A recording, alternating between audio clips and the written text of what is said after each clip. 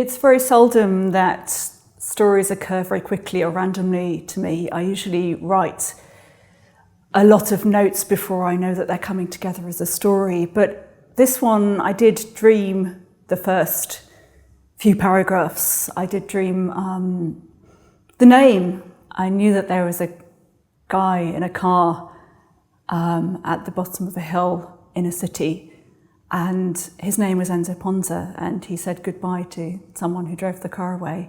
And then I, who was the avatar for me in the dream, took him away and kidnapped him. And from there, I don't know what happened in the dream, but it's bizarre that something like that should happen. It's a very unusual writing process for me. Normally, I'm writing a lot of notes. I keep a writing journal, which serves a lot of different purposes, but mostly it's things that I know I'm going to use. I tend to write notes on events, on things I've seen, things that I've heard, thoughts that occur to me. And after a while, I realise there's something going on. And when I do, I look back through as many years of diary as I can be bothered to, or bear to.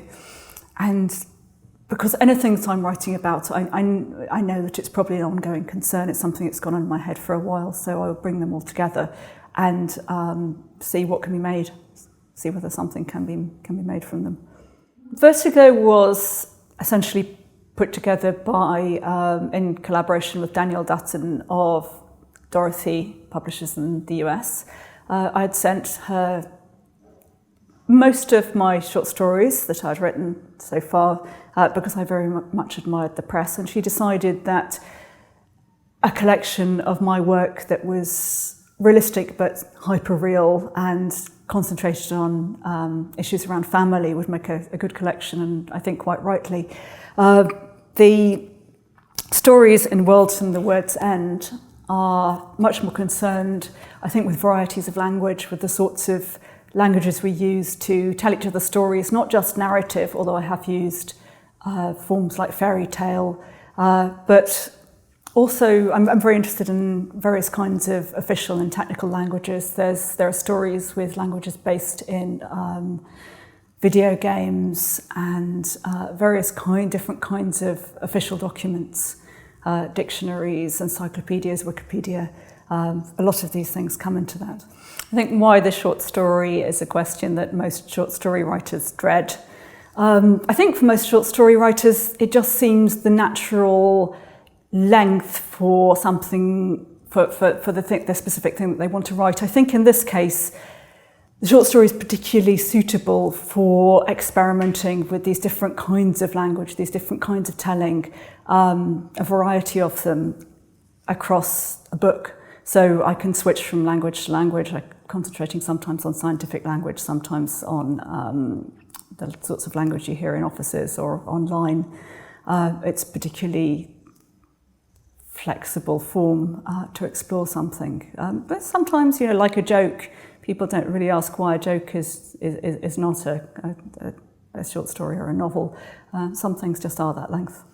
I'm very much interested in formally experimental work, people who set out to address a question and explore it in various ways. I suppose I'm mostly talking about the French and wider European movement, the Oulipo, who still are a movement dedicated to applying mathematical principles to writing, to constructing lipograms in which they exclude or give themselves various constraints and see what effect it has on the writing. This can be purely formal, it can be quite political as well, as in the works of Anne Garetta, who's a contemporary Oulipian, or Georges Perec, who is possibly the most famous Oulipian writer and of whom I'm a big fan.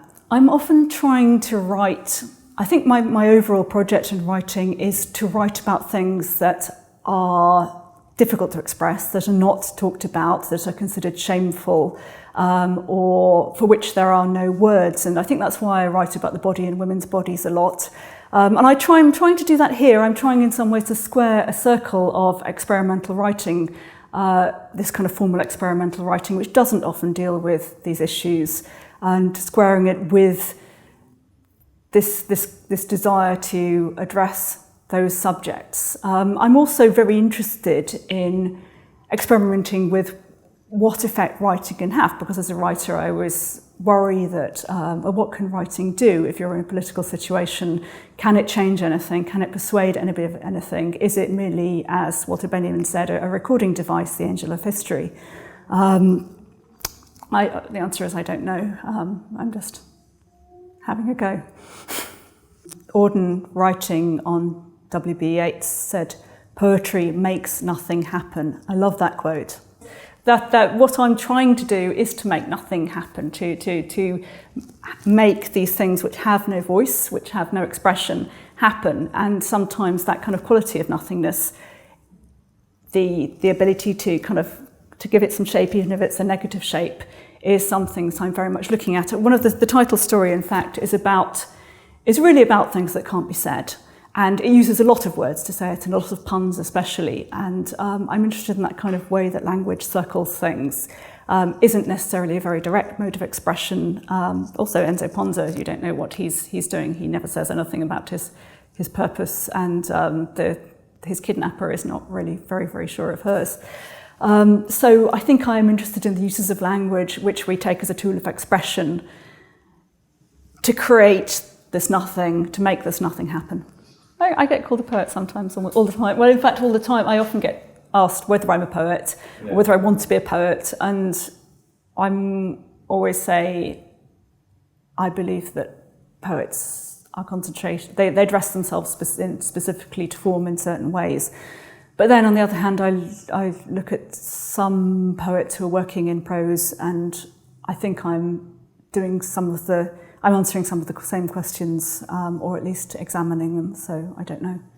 I think that independent publishers are doing the most exciting work in the UK, bringing through the most interesting range of voices and ideas and techniques. So I'm delighted to be published by And Other Stories. They have an incredible list. I'm also deeply involved in literature and translation. I helped to found the Warwick Prize for Women's Writing in Translation, which is in its first year. And of course, they have an incredible range of international writers. I'm very proud to be on the list beside them.